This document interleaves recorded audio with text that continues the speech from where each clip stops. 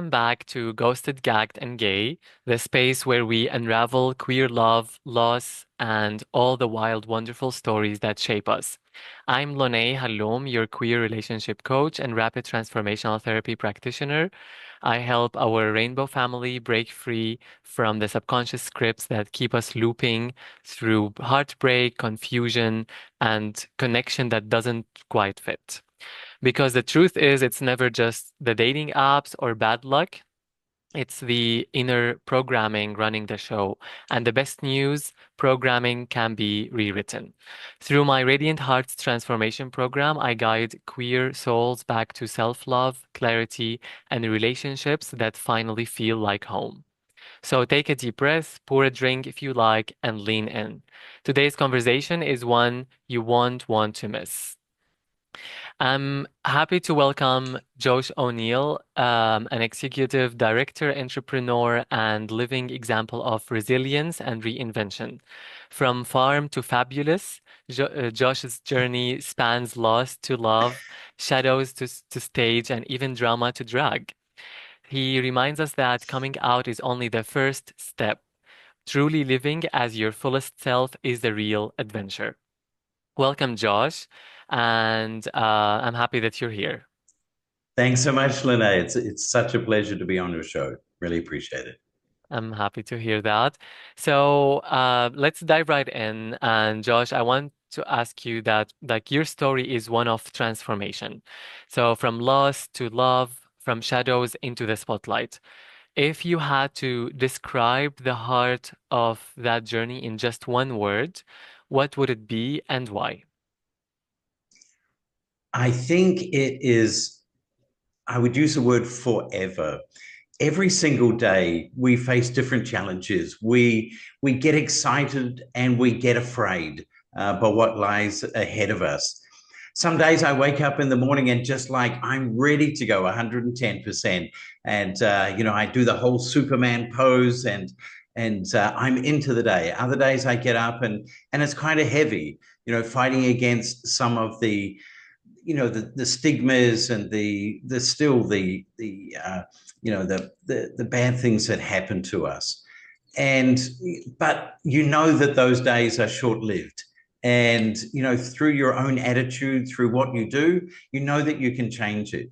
So this journey is for as long as it will be. We have no time frame.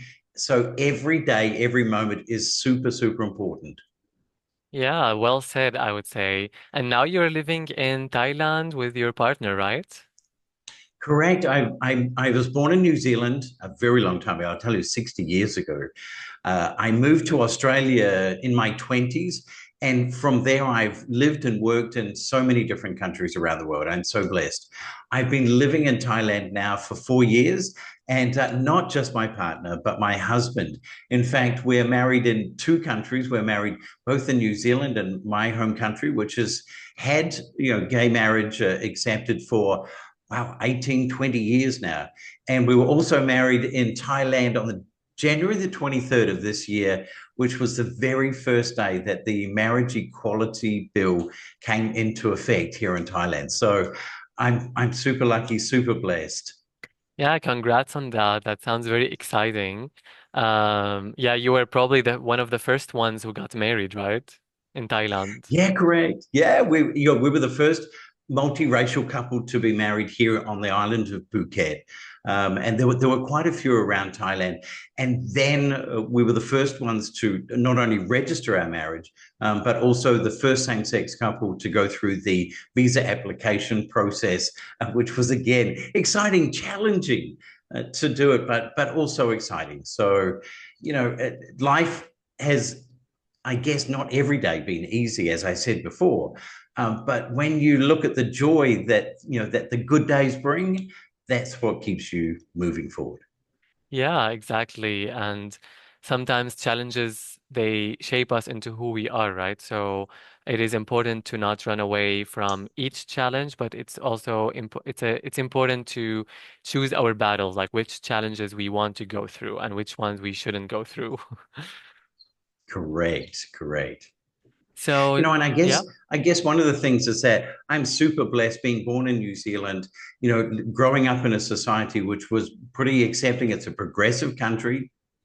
Then living in Australia, although Australia's only had gay marriage legalized within the last kind of 5 years. Yeah. And then moving to Thailand, which is a country, the only country in Southeast Asia that has now got legalized gay marriage. And to be there when that happened, I mean, it's just, it's super exciting. It is monumental, like in a way. So yeah, I'm happy that you managed to experience all of that. I'm sure there were a lot of, yeah, as you said, like challenges along the way. And yeah, but also it's good that you were born in a country that was accepting, but I guess also not accepting for the whole time, right? Like not since you started realizing that you're gay and so on. So, like, was coming out for you a difficult step back then? Oh, it was absolutely terrible. I was brought up on a farm in a small farming community, maybe 1,200 people.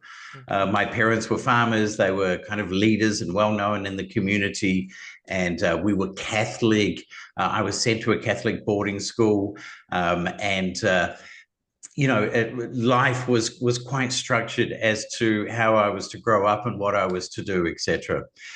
I My coming out was incredibly difficult. Even though I'd come out to a couple of people beforehand, my parents had no idea, and I was fearful not only for me being rejected, but I was more fearful for how they would be accepted in such a small community and what people would say. I don't know if you've ever lived in a small community, but they tend to gossip a lot. True.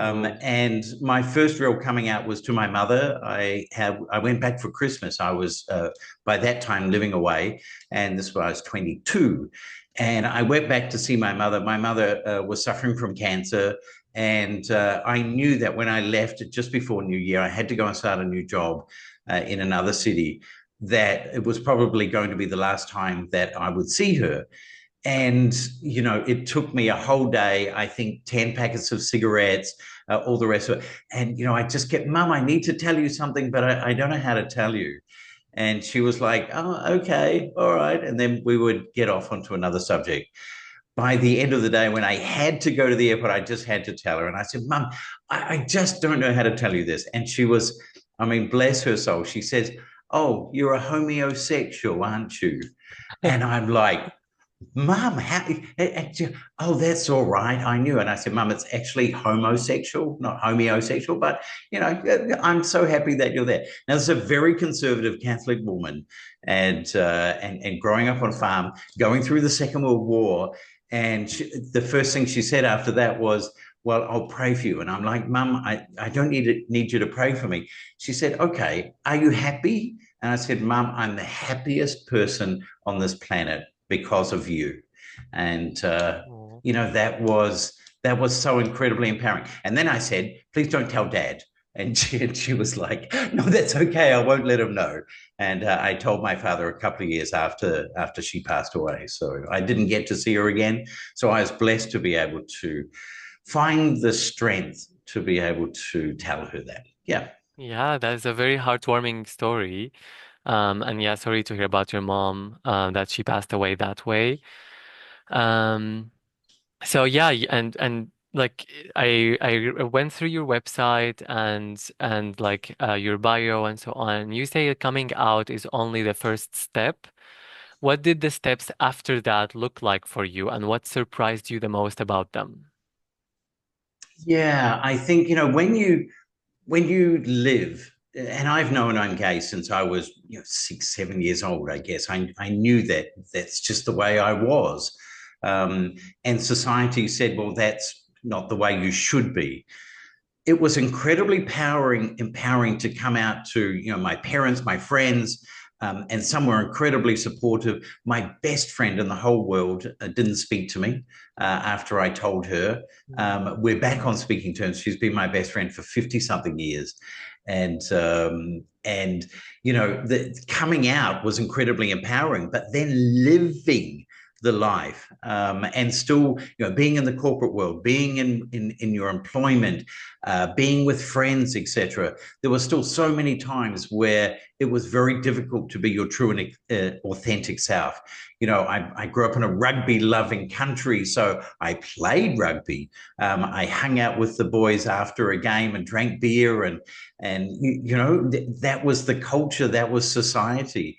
But there was also the inner creative self that just kind of wanted to truly express himself with, through what he wore. Although I'm not really a drag queen, and so I'm not saying put on a dress. But what I'm saying is, just being able to be your authentic self and being bright, being loud, being crazy. And I guess I had to make my path throughout my working career, and I've held very senior positions, to still be able to balance that corporate, social acceptance with that whole kind of like, this guy's crazy kind of fun that we can bring to the party.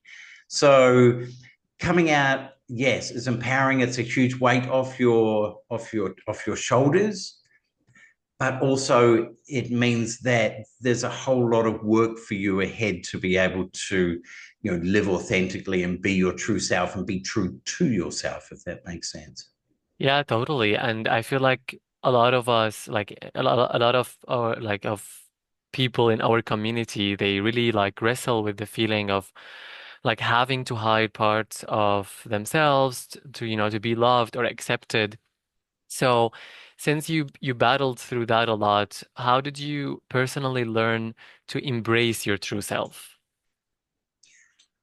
I guess I did it very much through the jobs that I had. When I was young, I was doing things like selling movies on video and things like that. So I brought a lot of creativity to everything that I did. When I moved into project management, even though I was looking after major corporations, etc., I always focused on the change management. How can I get people to do things, what they're currently doing one way? How can I reposition, how can I transform them to do something another way? And I've always found that through play and fun and building excitement and just being crazy, people love that energy. People love that. Not everybody, sadly, not everybody. It's very hard to motivate some people who don't want to be motivated. But the early adopters, the one who can see the excitement that's in front of them, you get them on board, they help you, everybody helps you to actually come out. But yeah, it's a challenge for young people to come out, yay, I'm gay, and then to turn around and kind of go, now I've got to live being gay, and I still have to fit within that social construct. For me, one of the things that I did leave home, and in fact, I'd left home by the time I came out to my mum. Okay. One of the reasons was it's because I didn't want them to feel my shame. I wasn't so, I guess I was scared that they would reject me, but also I didn't want to be there that they had to explain to other people, or people had to point fingers or things like that. So I feel I was kind of considerate to mum and dad, and it was, obviously great for my career. And I was young and, out and in a different city, and nobody knew me. So, there was positives to that. But, when you're still at home, when you're still doing these things, it can be difficult for young people to truly be themselves, especially if there is, conservatism or non-acceptance within the parental group. Yeah, sounds like a lot. And also to have this pressure at a young age to feel like, okay, I need to move out so I can protect my like my parents, and like how the community also accepts them, right? Because it like maybe back then or still until today with in a lot of communities, especially small ones, coming out doesn't only affect, us personally, it also affects the people that we love, and that's like a something we also need to come to peace with, like that, okay, you know what, it's going to affect others, but at the end, I still need to live my true self and be authentic. And that's So, so true. Yeah. Yeah, and you also expressed your authenticity, not just through, life choices or career and so on, but you also did stage, drama, and drag as well.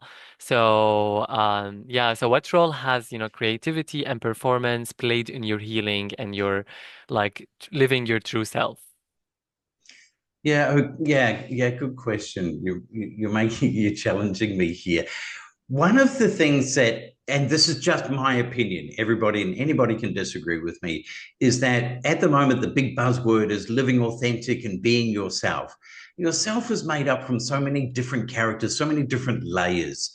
Yeah. And one of the things we have to realize is that basically most of our life we do have a mask on because it helps us to fit in, it helps us to feel accepted. We take our mask off to our nearest and dearest. We shed our tears and we get grumpy and we do all of these things. But to the majority of people, we have a persona that we present.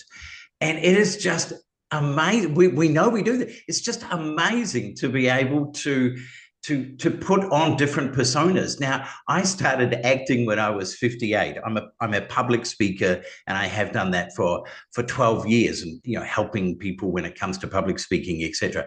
I started acting when I was 58. Now I've done two pantomimes, I've done three other, I've done five in total. In the two pantomimes, I played the dame. Now, this is a traditional English kind of play, and the dame is always a woman who's played by a man. Now, I've never really done drag in my life. I mean, dress up parties and things like that. And, my husband did my makeup and I was on stage in front of hundreds of, children and families and all the rest of it and playing Dolores Dumpling in one of the pantomimes.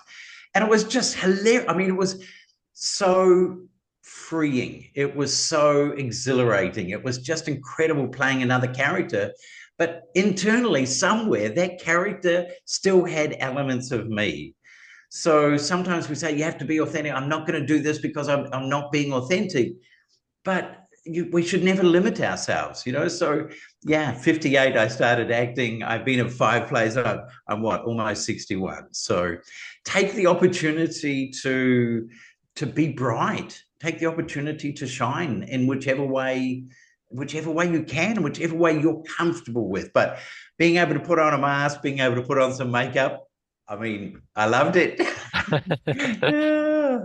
And you're totally like I agree with what you said that so we need to also I think the line is very blurry between being our authentic self and also getting out of our comfort zone. So I think some people like for a lot of us like we confuse these two things because getting out of our comfort zone doesn't mean that we're not being authentic to ourselves. It just means that we are exploring more, we're extending our potential, we're not limiting ourselves, as you said. So we need to always find this like balance between the two, between like still doing things that align with who we are, but at the same time not limit ourselves in the comfort zone that we created for ourselves. Agree 100%. So yeah, and your journey also included loss as well as love, and I'm sure heartbreak happened. So how did you like perceive heartbreak, and how did it shape the way now that you see yourself and the way you connect with others right now? Yeah, thanks, Renee. I've got three really quick stories. Yeah. My first boyfriend, my first love in New Zealand, we met, we'd hung out, we were having a great time. I decided that I was going to tell my dad. He was flying into New Zealand. He was flying back into New Zealand. And I was going to meet him at the airport and take my boyfriend and kind of say, hey, Dad, I'm gay and here's my boyfriend. Uh, the night before that I went to meet my dad, my boyfriend didn't come home. And I was like, oh, and then kind of came home 5 o'clock in the morning or something like that. Where have you been? Oh, I've been with somebody else. And I said, you can't do this to me. I'm going to come out to my dad tomorrow and you need to be with me. So we seriously went to the airport and I came out to my dad. My boyfriend was there and it was just horrific. I mean, it was just the most horrible feeling. It was great. My dad was 100% accepting. And then Yes. I kind of jumped in the car with my ex and says, where do I drop you off? And I'm now saying ex, where do I drop you off? And, throughout my life, I have a value of that. If I'm with somebody 100%, and they deserve my 100% attention, focus, and energy. Meandering off the path and deciding to have affairs and stuff like that has never sat well with me. And I've had many boyfriends who have done that, who have deviated off that path, and it's just me. That's just my value. That's what I like, and if I meet somebody who is the same, then it's wonderful.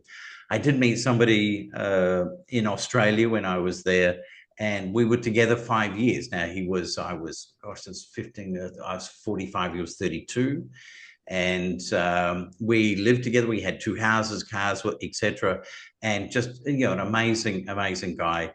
We were dedicated to each other. And I woke up one morning. He was going to fly to Japan. He was a cabin manager. I woke up in the morning.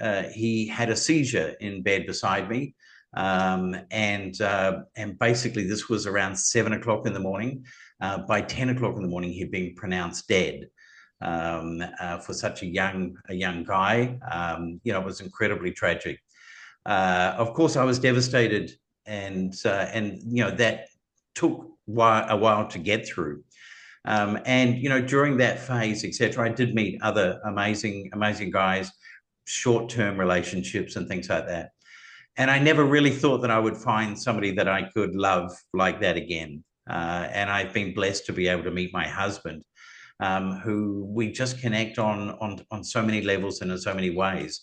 I have, as I said at the start of the show, I've been blessed so many times throughout my life, and I never thought that I would have two such incredible people in my life.